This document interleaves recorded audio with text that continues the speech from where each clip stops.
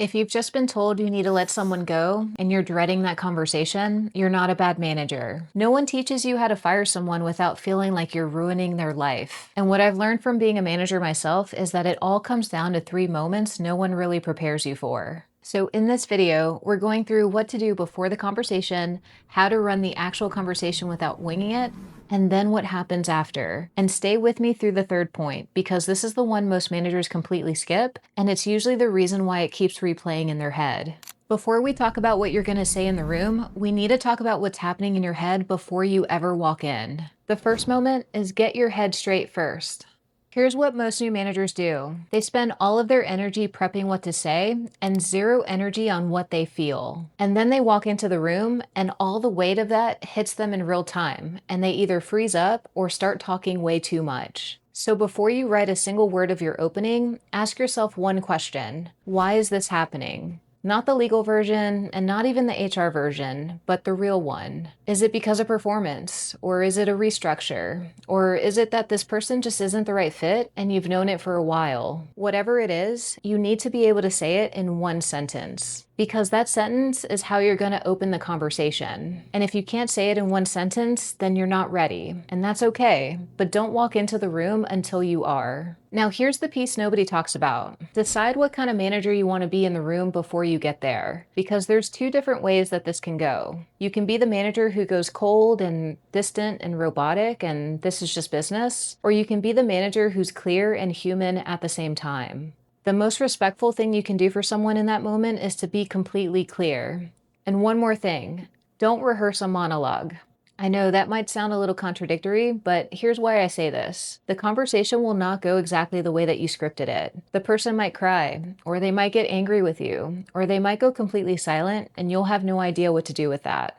So here's what you actually need for that moment. A strong opening sentence like we talked about earlier, and a clear closing sentence. And everything in the middle, you'll just navigate in real time. And that's all the prep you need before the conversation.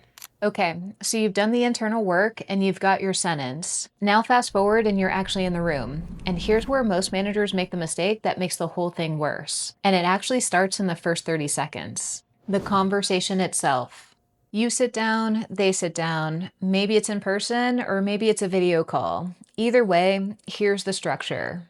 Open directly and make sure there's no small talk. I can't tell you how many times I've seen managers try to ease into it by starting with something like, "Hey, how was your weekend? So I wanted to talk to you about something." And by the time they actually get to that point, the other person has already been feeling the dread for 3 minutes.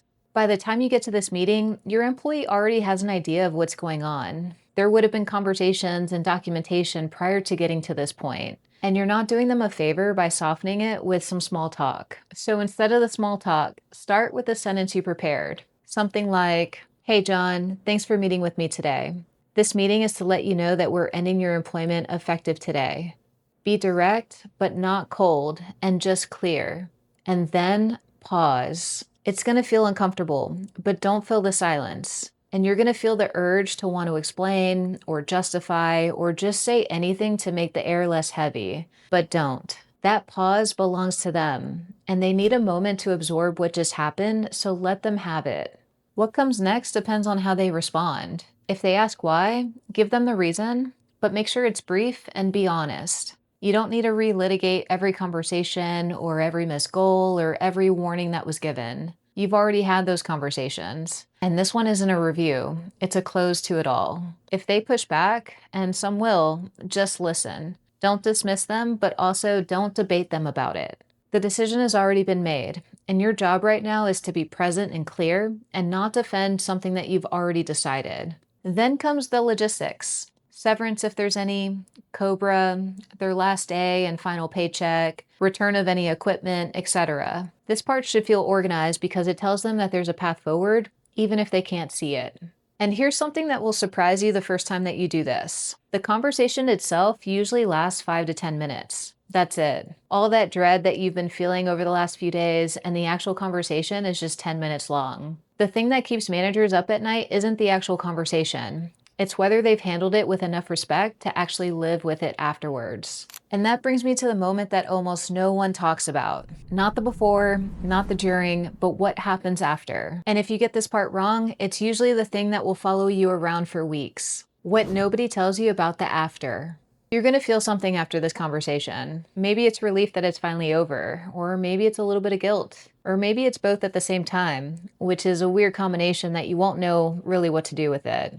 But the thing that nobody tells you is that this feeling is normal and it's part of the job. I worked with a senior HR director who had been through hundreds of these conversations over her career, and she told me that she still felt it every single time. Not because she doubted the decision, but because she took it seriously. And having been through this part too, what I've come to realize is that's not a sign of weakness. It's actually what separates a manager who actually cares from someone who's just going through the motions. Now, here's the other part that we need to talk about.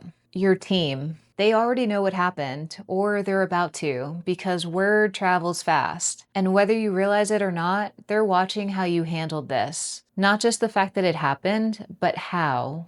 Did you treat the person with respect? Did you have the conversation face to face? Did you say anything after they left that you shouldn't have? Your team mentally logs everything, and what they hold on to is based on what they see you do right now. So here's what that actually looks like in real life. Don't vent to your team about the person who left, even if you're frustrated and even if it was a long time coming. That person isn't there anymore to defend themselves, and your team will notice that you talked about someone who can't push back.